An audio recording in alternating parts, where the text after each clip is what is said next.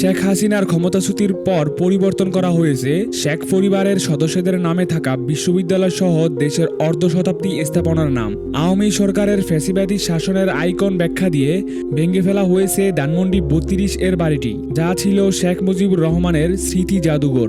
ভেঙে ঘুরিয়ে দেওয়া হয়েছে তার অসংখ্য ভাস্কর্য ও মুরাল।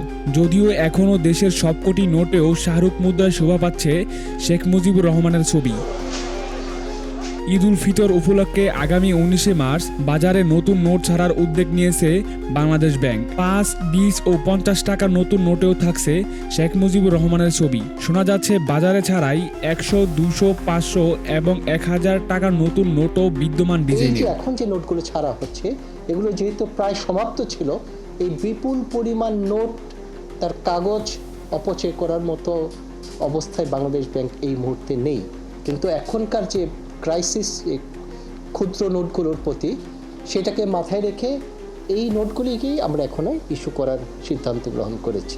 শেখ মুজিবের ছবি বাদ দিয়ে জুলাই বিপ্লবের গ্রাফিতি ও সাবেক গভর্নর আব্দুর রব তালুকদারের পরিবর্তে নতুন গভর্নর আহসানিজ মঞ্জুরের সই করা নতুন নোট এপ্রিলের শেষে অথবা মে মাসের প্রথম সপ্তাহে বাজারে আসবে বলে জানান বাংলাদেশ ব্যাংকের নতুন মুখপাত্র আরিফ হাসান খান। বর্তমান গভর্নর স্যারের স্বাক্ষরে অচিরেই, দ্যাট ইজ এপ্রিলের শেষ ভাবে বা মের প্রথমার্ধে আমরা নতুন নোট ছাড়বো বলে আশা করছি, যেটা এখন চলমান রয়েছে।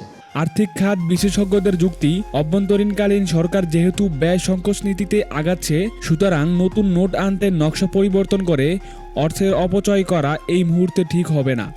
নকশা পরিবর্তন করে খরচ বৃদ্ধি না করে, কারণ আমরা তো খরচ যত কমানো যায় এখন, তাই না, অপ্রয়োজনীয় খরচ, এটা তো অপ্রয়োজনীয় খরচ, তাই না। আর তাছাড়া বর্তমান সরকারদের কোনো পলিটিক্যাল গভর্নমেন্ট এসে করলে মানুষ তখন একটা রেশনালিটি দেখে যে না, ওদের political objective is different, they are different party. এখনকার গভর্নমেন্ট তো নিরপেক্ষ সরকার।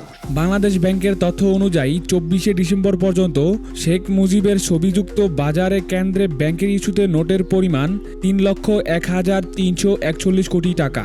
এর মধ্যে ২,৭৬,০০০ কোটি টাকাই ব্যাংকের খাতের বাইরে। তবে ডিসেম্বরের শেষে ব্যাংকের বাইরে থাকা প্রায় ১৪,০০০ কোটি টাকা ব্যাংকে ফিরে এসেছে।